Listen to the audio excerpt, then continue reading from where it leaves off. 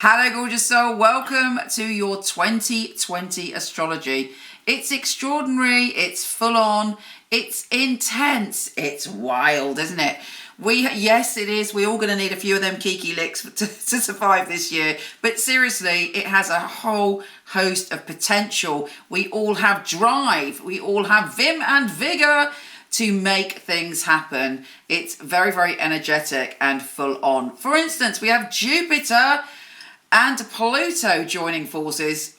I mean, that is a lot to get our head around, you know. There's optimism in transformation. Of course, at the beginning of the year, we had that Saturn and Pluto conjunction. There is a lot of intensity. How are you going to use that intensity? How can you use your drive and your force of will to help transform your life with love and abundance? And P.S., I'm going to do it slightly differently for the yearly. I really want you to feel the energy and to just relax into the magic of what's coming up. So I'm going to do this. This video is going to be Kathy's amazing nature waves, just to fully be able to meditate and focus. And hopefully you might watch it a couple of times as the year goes on to see what's coming up for you. It really is an extraordinary year. Here's your yearly astrology.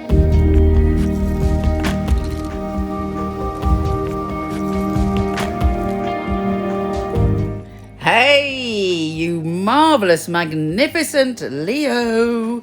We have a magnificent start to the year, which makes you feel very optimistic for a fabulous 2020. I have to say, it's bloody intense 2020, and that's because we've got a Saturn and Pluto conjunction, which we haven't had in Capricorn for 500 years. And in fact, Saturn, Pluto, and Jupiter haven't got it together in the same sign of Capricorn for 300 years more than that. So we're talking about big cosmic shifts. And for you, it's all about your health and well-being and your work and your daily routines and your patterns. But you have an opportunity to shift some stuff, to heal yourself, to re-energize yourself, and to break free of restrictions to truly come into your power. But let's start at the beginning. Oh, and of course, with Saturn and Pluto, they don't take any prisoners. They're very serious. They're going to make us do the work, and we can't shirk our responsibilities, and mainly we can't shirk our responsibility to ourselves, and particularly for you in those areas.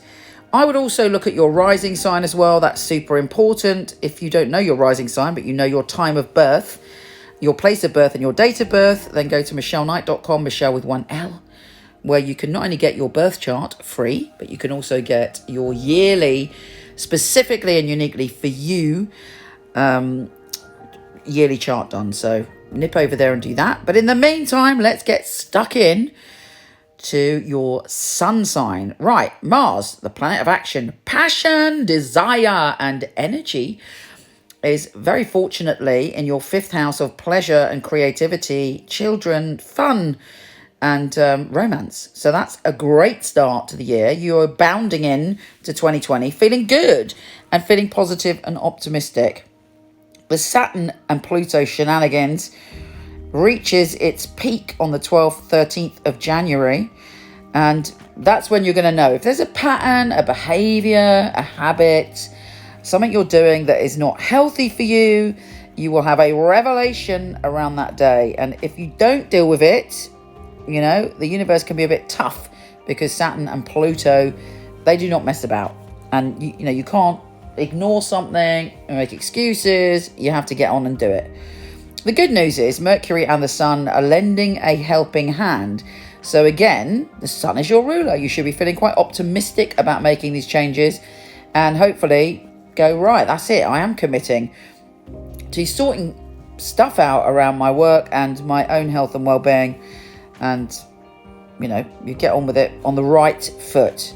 Now, on the 21st of January, the Sun shifts signs and goes into your relationship zone. So hopefully by the end of January and in February, you're feeling quite confident about balancing up your relationships, about romance, and about creating a new episode for yourself, a new chapter in that area, particularly as there is a new moon in that vibe. So what do you want to let go of? What patterns do you want to let go of when it comes to your relationships? What do you want to invite in? What do you want to conjure when it comes to love? You can do that on that new moon. It's a very powerful new moon for you to create your love, balance and harmony. And anything to do with partnerships, doesn't have to be relationships.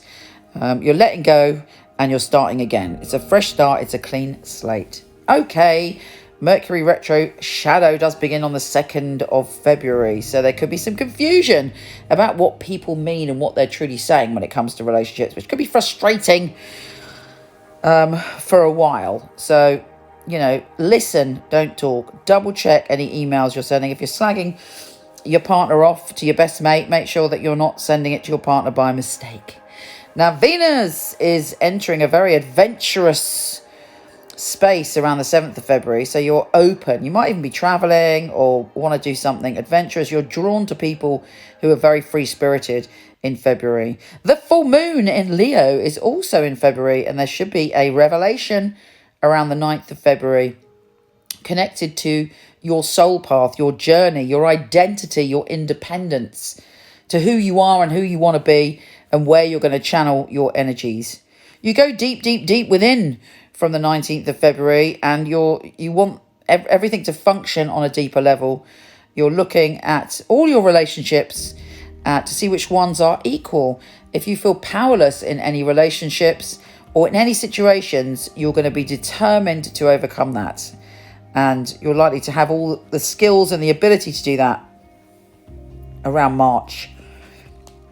Certainly by the end of March. Now, Saturn leaves your 6th house and goes into your 7th house temporarily on the 22nd of March and goes into your relationship zones. So you are very serious about your relationships this year, sorting them out, clearing them up, making them balanced, making the harmony, finding harmony within yourself, finding the balance within yourself, hopefully taking responsibility for your part in any of the relationship issues that have been around you or are around you. Doesn't even have to be now. You're seeing, you can see the past differently. You can see your own stuff, how to deal with your stuff, not disempowering yourself by giving your power away to an ex. So powerful opportunity to break free of any restrictions and to create new responsibilities and new commitments in a different way. And you're fighting for passion, you're fighting for romance, and you're determined. Now, Mars and Saturn are conjunct in that energy on the 31st of March, UK time. So maybe don't fight too hard. Don't be dictatorial. Don't kind of be too pushy around that time, because there may be a power struggle. On the other hand, you have the energy to go to the extra level to make things work. But, if one of you is being bossy or controlling, it could become an issue late March, early April. But having said that, when it's all about you not just giving all your energy to a romantic relationship or any kind of partnership for that matter, the universe is saying to you from April, commit to other things, commit to a wider selection of people and experiences. You also can be quite a powerful influencer around that time in April. People respond to you, people are drawn to you, people warm to you in April, and you're very full on about your career when it comes to the end of April as well. There could be a surprise around your career around the 26th of April when the Sun and Uranus join forces, and it's like you want to find the right balance between intimacy and hard work, but there's an opportunity coming and you might have to make a snap decision about whether you're going to take that opportunity. I don't know if that's, are you the sort of person that can make a snap decision? On this occasion, the answer is just do it. The North Node is shifting signs as well. You're going to meet some people, and I'm talking about groups of people, or connect with someone online, or connect with influential people who are going to help you. And these are people that you may have known in a past life. Venus goes retrograde. You may bump into someone from the past at an event or when you're out and about around the 13th of May onwards. But you can handle it. You're feeling much more balanced by the time we get to May.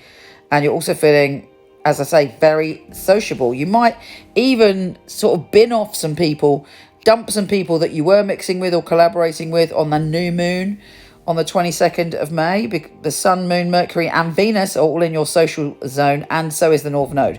It's a very, very powerful time for you to realise who and what is right for you, what belief systems are right for you, how you present yourself on social media, how you connect with the one consciousness, who you collaborate with, who you hang out with, what groups of people should and should not be in your life. And you might find yourself changing track and finding the right people for you. The next new moon is on the 21st of June. It's the annual solar eclipse. Because there's a whole experience then that is coming from the depths of your being, from the depths of your soul calling. And there's also something to do with karma connected to a romantic relationship or an attraction or someone that you have past life karma with. Maybe that you're able to let go then or make a change. Straight after that, we have the sun going into your sign where you're empowered, you're like the magician, and you're like, I'm boosted again, it's my time, baby. And you're feeling that energy and energized. There's also a full moon early on in August, the 3rd UK time, in your relationship zone. So there's lots of revelations. With the sun trine the wounded healer, there's something going on for you very deeply that you're healing, connected to foreign travel, learning, or to do with you expressing your free spirit. With Mercury going into your sign on the 5th of August, it's a great time. You have the gift of the gab. You're charming, other people are listening to you, and you have a lot of power. Coupled with the new moon on the 19th of August, that's like your very own personal new year. It's the beginning of a fresh cycle. You're starting again, and you're looking to the future. You've dealt with the past, or you're dealing with the past. You're letting go of the past, and not just the recent past. We're talking about something very, very profound within your being. Venus goes into your sign on the 6th of September. You're a love magnet, not just for love, but to draw abundance to you. And you're feeling much more secure in yourself around that time. There's another solar eclipse, which is going to bring a revelation connected to what gives you pleasure on the 14th of December.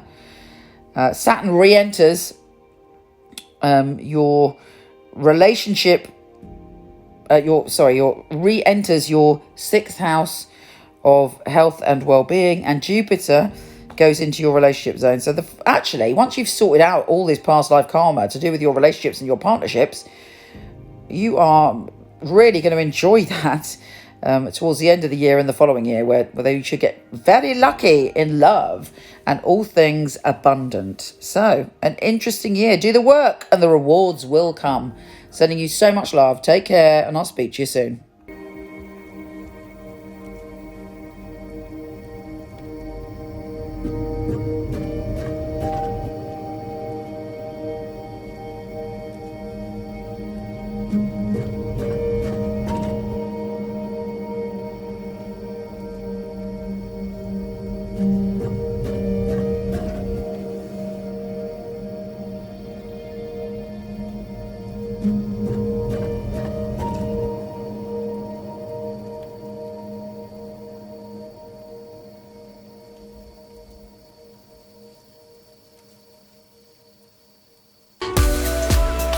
If you want to check out your written monthly, weekly, yearly astrology, pop over to my website, michelleknight.com.